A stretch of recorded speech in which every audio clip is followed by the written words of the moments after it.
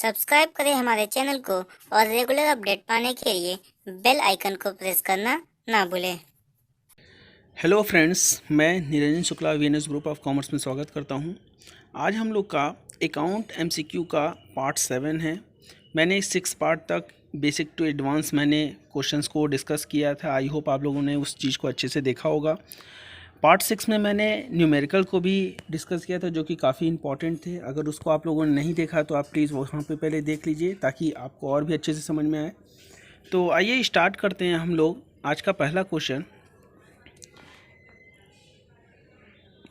लिखा हुआ है, accrued rent receivable given in the trial balances.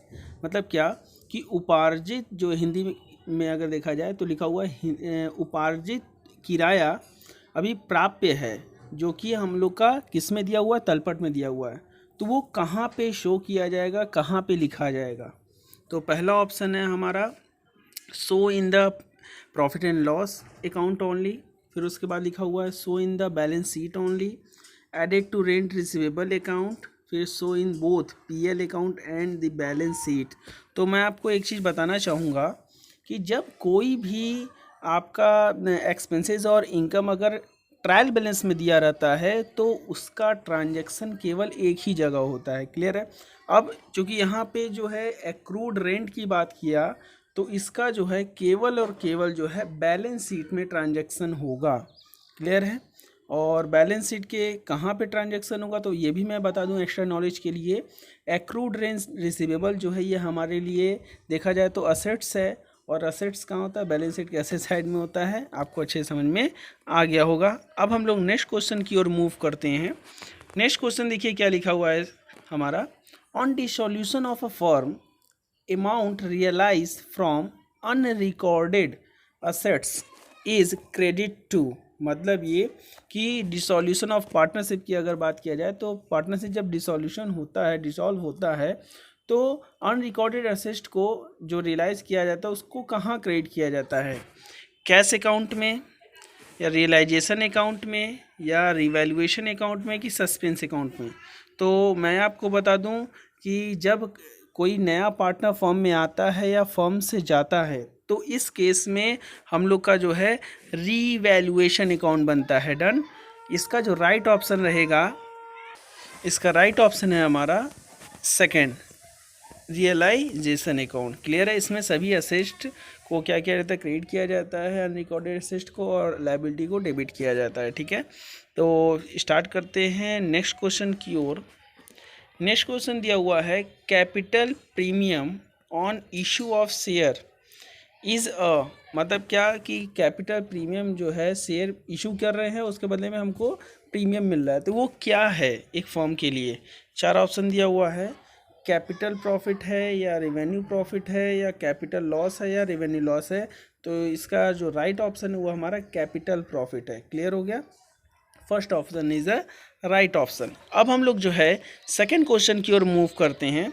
Second question क्या बोला है, by forfeiture of share is mean. मतलब क्या कि जब कोई शेयर को फॉर फीचर किया जाता है, हरण किया जाता है, तो इसका मतलब क्या होता है, मीन्स क्या होता है? तो 4 ऑप्शन दिए हुए हैं। पहला है हमारा कैंसिलेशन ऑफ शेयर, सेकंड है सीज ऑफ शेयर, उसके बाद है imposition of fine for late payment, फिर उसके बाद लास्ट ऑप्शन है अंडर राइटिंग ऑफ शेयर। तो मैं आपको बता दूं, जब भी कोई भी शेयर का जो है फॉरफीचर किया जाता है तो इसका मतलब है कि शेयर को क्या किया जा रहा है, सीज किया जा रहा है। क्लियर है? तो इसका राइट ऑप्शन हमारा क्या हो जाएगा, सेकंड हो जाएगा। क्लियर है? अब देखिए हमारा नेक्स्ट क्वेश्चन है, in case of a firm dissolution the balance of realisation account is transfer to partners capital account. मतलब ये कि रियलाइजेशन का जो बैलेंस बचता है वो पार्टनर्स कैपिटल अकाउंट में किस रेशियो में ट्रांसफ़र होगा? तो पहला ऑप्शन है हमारा कैपिटल रेशियो, दूसरा है इक्वल इक्वल बटेगा सब पार्टनर में, या इन प्रॉफिट शेयरिंग रेशियो, या इन पार्टनर्स लोन रेशियो। तो मैं आपको बता दूं इसका जो राइट ऑप्शन है वो है हमारा इन प्रॉफिट शेयरिंग रेशियो। जो भी हमारे बचते हैं बैलेंस उसको किस रेशियो में बांटेंगे, जो भी हमारा प्रॉफिट शेयरिंग रेशियो जो ओल्ड रेशियो है वही हमारा जो है डिस्ट्रीब्यूट होगा जितने भी बैलेंस आएंगे। आई होप ये क्वेश्चन समझ में आ गया होगा, ये काफ़ी इंपॉर्टेंट है। अब हम लोग नेक्स्ट क्वेश्चन की ओर मूव करते हैं।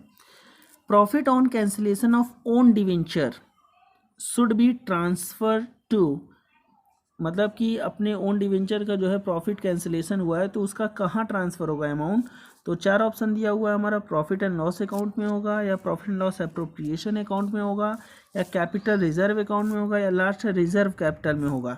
तो मैं आपको बता दूं इसका जो राइट ऑप्शन है वो है हमारा कैपिटल रिजर्व अकाउंट, मतलब थर्ड जो है हमारा राइट ऑप्शन है।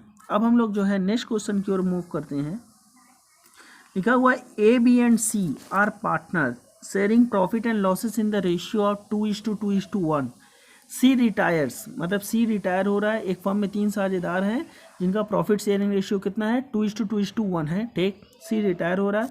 आगे क्या लिखा है, the new profit and losses sharing ratio between A and B will be. अब सी जा रहा है तो ए और बी का जो है नया प्रॉफिट शेयरिंग रेशियो क्या होगा। अब आपको लगेगा ये तो न्यूमेरिकल है, इसको तो सॉल्व करना है, नहीं, एकदम ईजी है। मैं आपको बता दूं 2:1 यहाँ पे ओल्ड रेशियो दिया हुआ है, ये ए का है, ये बी का है और ये सी का है। सी जो है फर्म को छोड़ के क्या हो रहा है, जा रहा है। तो बचे कौन, ए और बी। तो सिंपल सी बात है, कितना हुआ हमारा 2:2 बचा हुआ है। अब 2:2 को अगर हम लोग शॉर्ट में लिखें तो क्या लिख सकते हैं इसको हम लोग 1:1। तो इसका मतलब है कि ऑप्शन नंबर जो है पहला जो है राइट ऑप्शन है। आई होप ये क्वेश्चन आपको बहुत अच्छे समझ में आया होगा। ज़्यादा आप लोगों का टाइम टेकिंग में नहीं था और लग रहा था न्यूमेरिकल, लेकिन वो ज़्यादा फंसाने वाला नहीं था, केवल ट्रिकी क्वेश्चन था। आपका माइंड लगेगा, आसानी से इस क्वेश्चन को सॉल्व किया जा सकता है। अब हम लोग देखिए नेक्स्ट क्वेश्चन की ओर मूव कर रहे हैं। नेक्स्ट क्वेश्चन क्या हमारा, the goods valued ₹3,600 lost by fire. ठीक है, 3600 का जो माल है वो आग से जल के नष्ट हो गया है। ठीक, the insurance company admitted a claim for ₹2,000। Insurance company कितना क्लेम को रिसीव किया भैया, 2,000 रुपये किया। ठीक, what amount will be transfer in trading account. Okay, कौन कौन से ऑप्शन दिए हुए हैं हमारे, 1600 दिए हैं, 3600, 3600 दिए हैं, 2000 दिया है, नो अमाउंट दिया है। तो मैं आपको बता दूं इसका जो राइट ऑप्शन है वो है हमारा 3600। क्यों, क्योंकि यहाँ पे टोटल अमाउंट की बात किया जो हमारे ट्रेडिंग अकाउंट में जाएगा। ठीक है, अब इसका जो है फर्दर हम बता दें इसका सॉल्यूशन कि अगर ये ट्रेडिंग अकाउंट में पूछा तो हम लोग का कितना बताएंगे 36,000। अगर यही पीएल अकाउंट में पूछता तो हम लोग क्या कहते, तो कितना हम लोग का लॉस हुआ है, हम लोग का लॉस हुआ है 36,000 डन। कितना हम लोग को मिल चुका है इंश्योरेंस कंपनी से 2,000। तो बैलेंस कितना बचा हमारा, सिंपल सी बात है 1,600। तो ये जो अमाउंट है कहाँ चला जाएगा, पीएल अकाउंट में।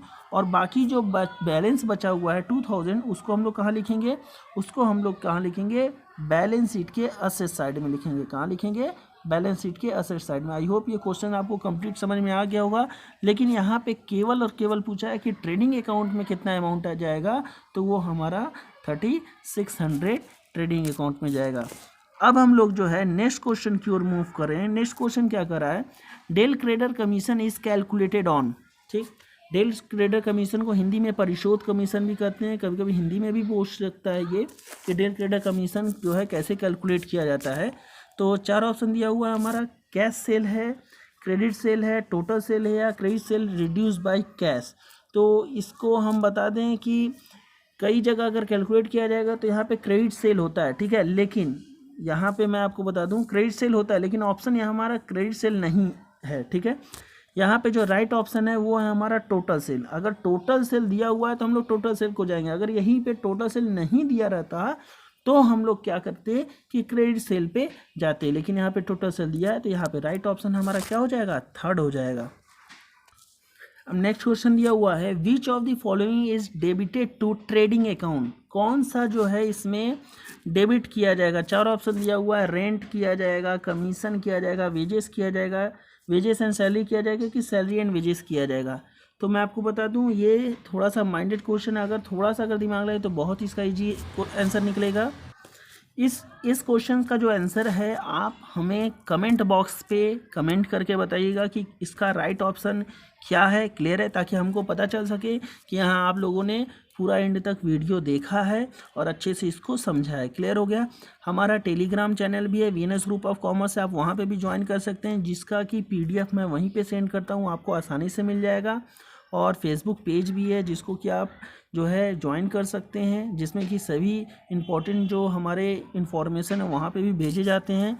तो आई होप ये चीज़ें समझ में आ गई होगी। अब हमारा लास्ट क्वेश्चन देखिए क्या है, expenditure incurred on extension to an existing property is treated as, 4 option दिया हुआ है कि रिवेन्यू लॉस है, रिवेन्यू एक्सपेंडिचर है, कैपिटल एक्सपेंडिचर है या कैपिटल प्रॉफिट है। तो मैं आपको बता दूं कि जो भी प्रॉपर्टी पे अगर हम लोग एक्सपेंसेस कर रहे हैं, एक्सपेंडिचर कर रहे हैं, वो भी एक्सटेंड करने के लिए, तो इसका जो राइट ऑप्शन है वो है हमारा कैपिटल एक्सपेंडिचर। क्लियर हो गया?